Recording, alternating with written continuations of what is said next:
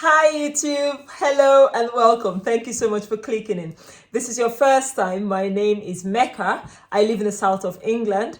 I grow most of my vegetables and I healed my body from fibromyalgia and chronic fatigue thanks to God using life-giving foods as medicine. This recipe is something you would need in the winter months, okay? Even if you don't live in a climate that has winter. If you're also allergic to garlic or you can't stand the smell of garlic, stay tuned. This thing doesn't have that smell. And actually, the things that cause the allergies in garlic are really highly suppressed over the fermentation period. And you only need 2 ingredients, guys. I tried this 2 years ago and it made a difference. And then I tried it without fermenting it for long. And I also had some symptoms of, garlic like rashes and allergies. So I know fermenting it has worked for me wonders. Ideally, I would recommend a 3-month period. So that's why this is September and we're doing this. So come, let me show you. This is one I made earlier, like they do. This has been fermenting for about a month. Now you see the garlic is all immersed. Okay, can you see that? All nice and immersed. And I'll show you how the fermentation process works. I'll show you something about the honey, but let's start making it. So I've started by peeling loads of garlic. That is a garlic clove. I'm just gonna peel this. You can peel this by hand. I do this activity with the kids, get them to help me peel garlic. They don't like it, but it makes the job faster. So you can do this whilst watching TV or something, because you need a few decent sized cloves. So give it a little peel like so, okay? Can you see? And then let's just finish off this one. Guys, have you ever tried fermenting this? I watched some, I think the old Alabama gardener, he's a man in his either 80s or 70s, and he did this. And I learned about it, and I actually ferment this with nettles, stinging nettles, and it's so good. But then honey is a very good way, because kids can take it with the honey, and even without the garlic, just the liquid you get is also really healing. Now, science, research is backing up the health benefits of garlic. If you don't believe me, go search it up. Garlic has been shown to have anti-cancer properties, antiviral properties, and so many other benefits for the heart health as well. So garlic in its raw form is so good, but some people can't stand the smell. I don't mind the smell, but if you're one of those people that can't tolerate the smell, this is a good recipe to do, okay? And just have it. It doesn't go bad as well. It has like an almost indefinite shelf life. So that's the last one, okay? Now, so we've peeled our garlic. Now we need good honey. Some people also do this with like non-organic honey and honey that's not raw, but I would recommend raw honey. Look, I got this from TK Maxx in the UK, and look at the price. It's $14.99. That is for 1 kilo. I also buy from Olivology. This is a little bit more pricey, but it's also raw honey. So I would recommend raw honey. Now, I'm going to be using this jar because it's a wide mouth, and also I've still got some honey in there. All right. So it's a simple thing. What we start with, we put in some garlic. Okay. So we just put some garlic there, and then we layer it with some honey. Now I'll show you the difference. You see this honey? This was the extra. I had too much in that jar. It's a lot runny. It looks like water, and I'll show you what it looks like. And I'll show you what the pure honey would normally look like and feel like. You see how thick? I'll show you. Can you see how thick it is? When you ferment your garlic in the honey, it becomes runny. It's impressive. I'll show you now the difference. Remember how thick that one was? Now look at this. You see how runny this is? So once it's fermented, basically the water, the liquid in the garlic cloves are drawn by the honey. So it transfers into the liquid. And so this liquid you end up with is actually fermented garlic juice as well as honey. So we'll keep alternating. What you should realize, when you do garlic this way, it floats, okay? It floats in the honey, garlic floats. But once it's fermented, it sinks. So I'm just gonna go layer after layer, okay? All right, I think I'm ending up with too much garlic here. Let's see, this is as much as this jar will take, really. Let's see. I've put a bit much. These jars, they look big and they end up being so tiny. Okay, so I have this. Now if you look there, you can see there's more honey at the base and there's garlic at the top. We want this thing to be fully immersed. Now you can try with putting different sort of things to weigh it down, or some people tip it upside down, but I won't recommend that. I have experienced it firsthand, ending up everywhere. So I have this fermentation. So I have these fermentation weights. They're really good if you do lots of ferment, and they're not so expensive. I got this off Amazon. You can get it like on anywhere. They call them fermentation weights. Basically, you want one that will go into your jar like so. And look at what's going to happen now. Remember, our garlic was on top. We're just going to immerse the whole thing down. We want to make sure the whole garlic, you see what's happened there now? We've got honey at the top and the garlic is fully immersed. Can you see that?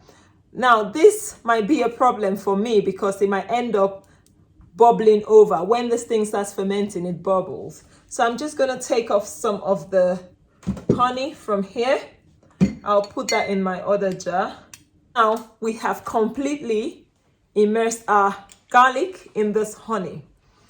That's it. That's as easy as it goes. There's nothing too fancy, but I'll show you what the stage is. After a couple of days, you start having bubbles, and that's a good thing, okay? That is lactic acid bacteria, lactobacillus, beginning to work. So this is it.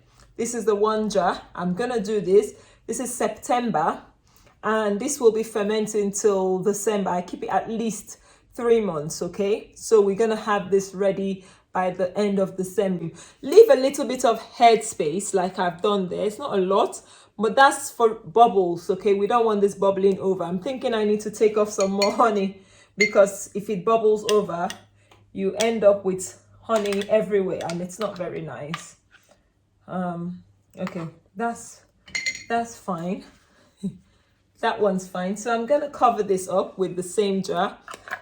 You need a glass lid, and you need a lid that can let air out, okay? We don't want it fully airtight, because if you have it fully airtight, you can have an explosion, because a lot of bubbles, you see, these little bubbles will multiply. You have a lot of bacterial action, which is the fermentation process going on.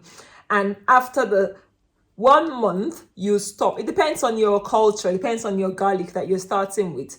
Now, I'll always recommend buy organic garlic. I buy from Spain, I buy from Europe. I try to grow them myself, but this year my garlic didn't do so well, so I'm cooking most of the garlic I grew. Now, this one that has been fermenting, let's open it. Oops, it splashed all over me. Now, I'll show you what's happened actually. Just opening it, there's a few bubbles. Can you see? Can you see the bubbles moving up? Yeah. And this has been going on for about a month. Can you still see those bubbles? But then now I'm happy at this stage. I'll let you see. I hope it's showing. Yeah. That is just still fermentation going on from the bottom.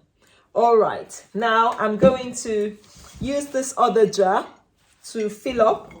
I still have some garlic left. So guys, do you have any questions about this process? Listen, when you ferment the garlic this way, the smell is highly reduced. The harsh garlic taste you get from eating raw garlic is no longer there. It actually tastes like candy. And if you're keto, you can just take the honey out and just eat the garlic. But I'm actually going to take more of the honey. So if my children come home with a cold or a cough or just any funny symptom, just a tablespoon of this honey is so healing, okay? That's what we do.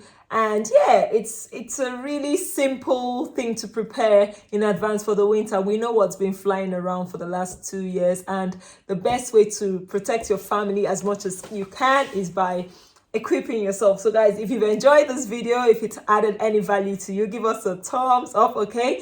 I try to show you what I do on a day-to-day as much as I can, because these are the things that have kept me well, kept my home well, My children years ago used to be constantly in the hospital. Yes, obviously they were little then, but then using things like fire cider. If you want to know how to make fire cider, leave a comment. Just let me know. Okay, I did sell it once upon a time, but I don't currently at the moment. But then it's something I make for my home all the time, all year round.